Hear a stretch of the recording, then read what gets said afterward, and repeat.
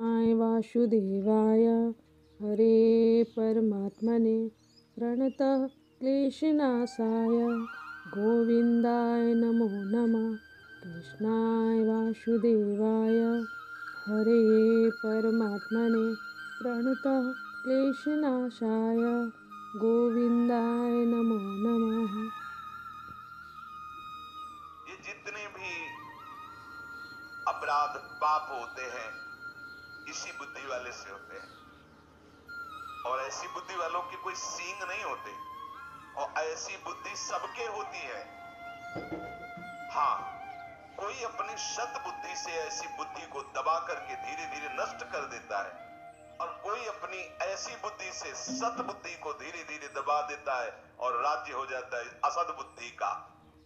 सुमति कुमति सबके उर राहे, इसे कुमति कहते हैं।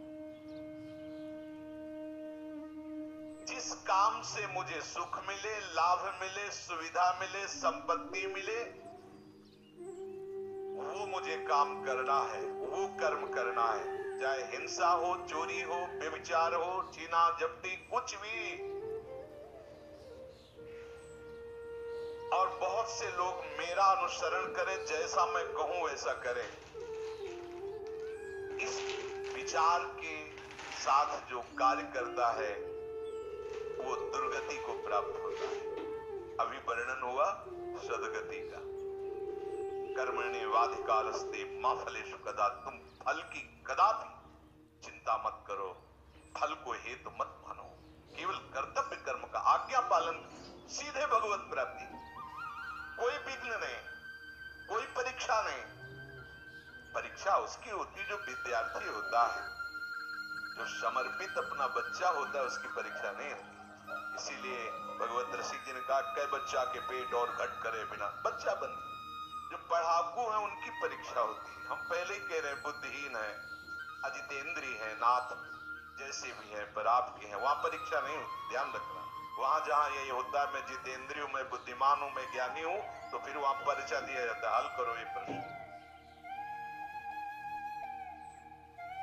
ऐसे लोगों के बहुत से विरोधी बन जाते हैं और वो ऐसे दुर्गति के जाल में फंसता चला जाता है, निकलना मुश्किल होता है। कैसे लोग, मुझे सुख भोगना है, मस्त रहना है, चाहे दुनिया में आग लगे, पहली बात।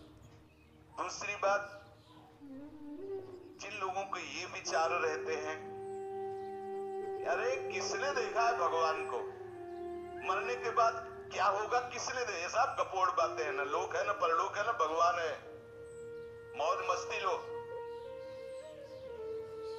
ऐसा भी कर्तव्य कर्म का पालन नहीं कर सकता। जिसके ऐसे विचार है, ना भगवान पर विश्वास है, ना लोक पर विश्वास है, ना धर्म पर विश्वास है, ऐसा स्वेच्छाचारी मनुष्य राक्षसी कहा जाता है। दूसरी जो सूत्र वृत्ति बताई गई, ये भी राक्षसी वृत्ति है। ये किसी भी पाप कर्म में उतर सकता है, जैसे ऊपर वाला भी ऐसे दूसरा भी, क्योंकि ना भगवान का भय है, ना उससे शास्त्र का भय है। शास्त्र का भय होता है, उसमें लिखा है कि ऐसा नहीं करना, भाई मैं नहीं करूंगा, उसमें लिखा है ऐसा। वो संत कह रहे थे मैं ऐसा नहीं कहूंगा, वो गुरुदेव के मैं ऐसा नहीं करूंगा, मैं ऐसा नहीं देखूंगा, मैं ऐसा नहीं बोलूंगा, क्योंकि संत कह रहे थे, गुरुदेव कह रहे थे, शास्त्र कह रहे थे, वही बच पाता है। लेकिन ये ऐसी बुद्धि वाले बहुत लोग मिलेंगे, कहां भगवान कहां लोक परलोक, सब कपोड़ बातें, वो मर के नरक जाना है, स्वर्ग जाना है, अरे सब मस्ती लो। ऐसा मनुष्य स्वेच्छाचारी हो जाता है, किसी भी पाप कर्म में वो भयभीत नहीं होता। पूरे कर्म का फल परलोक में जाके दुख भोगना सब कपोड़ मानता है, सब गप है, कहीं कोई नहीं। ऐसे जो भाव वाला होता है वो प्रकट में और छिपकर दोनों प्रकार से भरपूर पाप कर्म ही केवल करता है। ऐसे लोगों के संग से भी बचना चाहिए, जिनका भी परिचय दे रहे हैं। जो लोग अपने अस्तित्व को मिटा देते हैं पाप कर्म में, उनके अंदर विवेक नहीं रह जाता, बुद्धि नहीं रह जाती, बहुत ही नीच शब्द ही नहीं उनके लिए। क्योंकि किसने देखा भगवान को, किसने देखा लोक परलोक को? मनमानी आचरण, कोई भी पाप प्रवृत्ति करने में उनको शर्म नहीं लगती। ऐसा तीसरा, ऐसे लोगों को बिल्कुल संग नहीं करना चाहिए जिनका परिचय दे रहे हैं। मेरा कोई क्या बिगाड़ लेगा, मेरा कोई क्या बिगाड़ लेगा, ऐसे संसार का बहुत अहित करने वाले वृत्ति के लोग होते हैं। बहुत अहित कर, मेरा कोई क्या बिगाड़ लेगा, मैं जो करूंगा जो करूंगा। किसी से ये ठीक से बात भी नहीं करते। ऐसे लोग अहंकार से भरे रहते हैं। अभिमान के कारण की शत्रुता ही बढ़ती रहती है। अपने बंधु बांधवों का भी हित नहीं कर सकते ऐसे स्वभाव वाले लोग। ये फलस्वरूप सबसे घृणा करते हैं और स्वयं सबके घृणा के पात्र बन जाते हैं। ये केवल अपने अभिमान की पुष्टता के लिए ही कर्म करते, जो करने की भावना भी बनती है। ऐसे लोगों से दूर रहना चाहिए। चौथे, क्या करूं? मैं तो निरुपाय हूं, सुनता तो हूं शास्त्र की बात, भजन करना चाहिए, सत्य से चलना चाहिए, व्यभिचार नहीं करना चाहिए, चोरी नहीं करना चाहिए, समझता हूं, पर मैं ऐसा कभी कर नहीं पाऊंगा। वो तो कोई अवतारी पुरुष होते हैं जो भजन आदि करते हैं, हम लोगों के तो और बस विषय सेवन। ये थोड़ा सा, इनकी थोड़ा सा बुद्धि प्रकाशित है। वो इतना तो मानते हैं कि जो शास्त्र और संतजन कह रहे हैं सत्य है, पर मैं कर नहीं पाऊंगा। ये भी चौथे नंबर पे है। ऐसे लोगों का भी संग नहीं करना चाहिए। भाई मेरे से भजन होता नहीं है, हाँ ठीक है, भजन करना वो संत महात्माओं का काम है, हमारा काम नहीं है। हमारा काम है केवल माया प्रपंच में फंसे रहना। तो ऐसे भी लोगों का संग नहीं कर, ऐसे लोग भी वो कर्तव्य कर्म का पालन नहीं कर सकते। क्या करूं, मैं तो लाचार हूं, पता नहीं कौन मेरे सिर पर बैठ जाता है और मुझसे ये सब करवा लेता है। मैं करना तो नहीं चाहता, पर पता नहीं कैसे हो जाता है। और बहुत सी जिम्मेवारियां हमारे ऊपर हैं, ये सब शास्त्र की बातें मैं नहीं कर पाऊंगा। हाँ, अगर कोई भगवत प्राप्ति है तो महात्माओं के लिए है, हम जैसे गृहस्थों के लिए तो नहीं। और फिर भगवान को लेकर भी हम क्या करेंगे? बुद्धि है, अगर भगवान मिल भी जाएगा तो करेंगे क्या यार? न पत्नी है, न पुत्र है, केवल भगवान है, तो क्या करेंगे हम? बुद्धि है, उतने विकास है। अब हमें तो केवल अपना जीवन यापन करना, अपने परिवार का पालन पोषण करना। ये शास्त्र की बातें और भगवत प्राप्ति और भजन, ये सब हमसे नहीं हो पाएगा। क्या करूं, मैं निरुपाय हूं, मुझसे ये सब नहीं हो सकता। ये चौथे प्रकार के। पांचवें प्रकार के, मैं क्यों किसी का हित करूं, किसी से प्रेम करूं? सब मुझसे घृणा करते तो मैं सबसे घृणा करूंगा, देखते कौन क्या बिगाड़ लेता है। ऐसी बुद्धि के होते हैं। ऐसी हीन भावना अपने अंदर भर लेते हैं कि सबको दुख देते रहते हैं, वाणी से, चेष्टा से। वो एकदम जल, सोचो कैसी स्थिति होगी। और ऐसे है, दर्शन होते हैं, हाँ ऐसे है। अगर होते तो लिखा कैसे जाता शास्त्रों में? वो इतनी घृणा दूसरों से करने लगते हैं कि उनको अपना भी जीवन भार लगने लगता है। जैसे आत्महत्या आदि, ऐसे निंदनीय आदि जो करते हैं, लगभग ऐसे ही स्वभाव से। जब दूसरों का बहुत हित किया जाता है तो अपनी बुद्धि खुद निर्णय कर देती है कि इससे अच्छा है मर जाओ। और वो ऐसा उपाय करने लगता है कि यार, वो एकदम निराश, एकदम हताश, अपने ऊपर घृणा आ जाती है। ऐसे लोग कुछ मिनट में आपके सारे सत्संग पर पानी फेर सकते हैं, ध्यान रखना। इसीलिए भगवान राम के वचन है, बरवल बास नरक कर दाता, दुष्ट संग जनि देव। भले नरक का बास मिल जाए, लेकिन ऐसे दुष्टों का संग ना मिले। छठवां,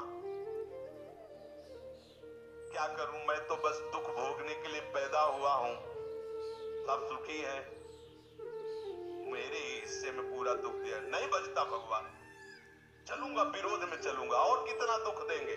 वो और उत्साहित होकर पाप कर्म करता। बुद्धि देखो कैसे प्रेरित करती है, बड़ा चिड़चिड़ा स्वभाव, नाक में गुस्सा, कोई बोल दे तो पीटने का भाव, एकदम ऐसे मिलते हैं। मैंने देखा संसार में कोई हमारा नहीं, सब हमें दुख देने के लिए तैयार, तो मैं किसी को सुख क्यों दूं, बख्शूंगा नहीं। अगर कोई छेड़ेगा तो समझ लो एकदम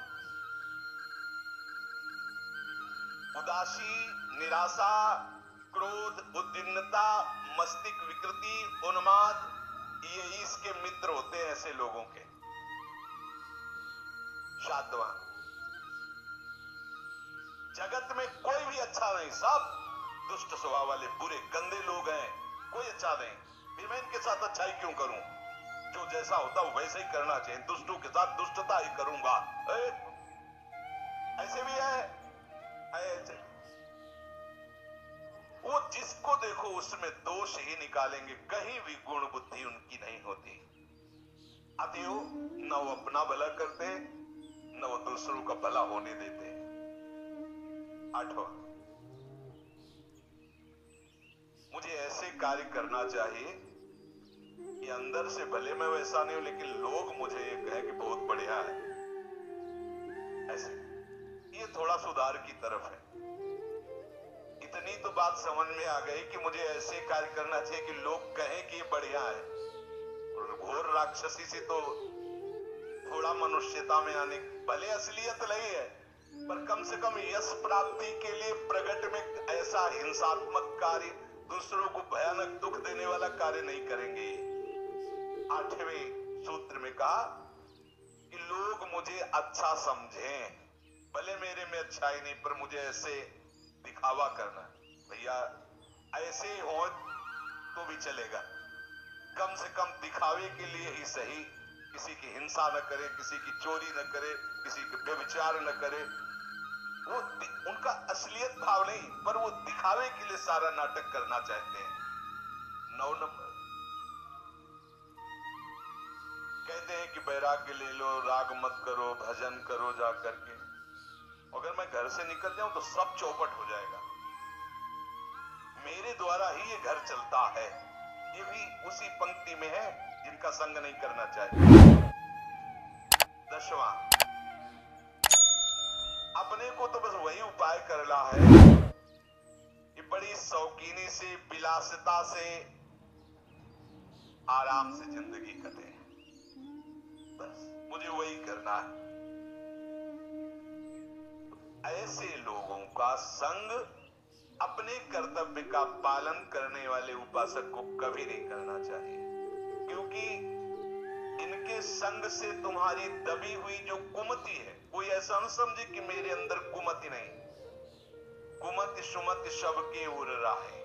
बस जहां अवसर मिला सत्संग का तो सुमति बढ़ी और कुमति को दबा करके धीरे धीरे उसको नष्ट कर देती, वो महात्मा बन जाता है। जहां सुमति तहां संपत्ति नाना, और जहां कुमति तहां विपत्ति निदा। और जहां कुसंग मिला, सुमति को दबा करके कुमति इतनी बढ़ जाती है, इस गली में आने के लिए राजी नहीं करेगी।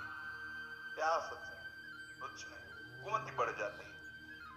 भगवान आदेश कर रहे, कर्मणे वाधिकारस्ते मां फलेषु कदाचित्। सच्ची मानो, यदि तुम फल की इच्छा नहीं करोगे तो ऐसा फल मिलेगा कि निहाल हो जाओगे। अगर फल की इच्छा करके करोगे तो तुम क्या मांग सकते हो। अगर किसी बादशाह के पास गांव के गरीब आदमी को भेजा जाए, आप लोगों ने गांव की जिंदगी शायद ना देखी हो, हमने देखी।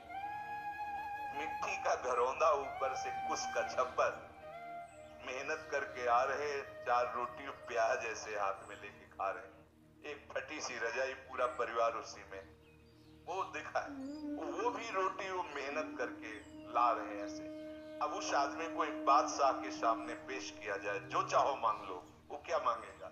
बहुत ये कहेगा कि हमारा घर पक्का बन जाए, और हिम्मत करेगा डरते हुए तो साल भर के लिए भोजन व्यवस्था कर दी जाए। वो क्या मांगेगा। अगर बादशाह के ऊपर छोड़ दे हुजूर आप जो चाहे, तो वो अपने दिल से सोचेगा। वो जब सोच के देगा तो तुम्हें जो मांगना भी नहीं आता तो वो अपने आप सब प्राप्त हो जाएगा। ऐसे चतुर सुजान भक्तों से जब भगवान ने कहा है कि वरम ब्रूहि, वरदान मांगो, भाई होता क्या है प्रभु वरदान? कई ऐसे चतुर सुजान भक्त भी है जिन्होंने भगवान को फंसा लिया। जो इच्छा हो, तो प्रभु मांगना ही नहीं है तो मतलब मांगे तो क्या, हमें कुछ समझ में ले, आप दे दीजिए। अब आप ये थोड़ी कहेंगे कि ब्रह्मलोक ले लो या स्वर्गलोक ले लो, क्योंकि जानते हैं सब माया के द्वारा रचित है। तो फिर आप क्या करते हैं? अविरल भक्ति प्रदान करके उसके अधीन हो जाते हैं। ये बहुत बड़ा रहस्य है। एक छोटा सा भी कर्म आपको भगवत प्राप्ति करा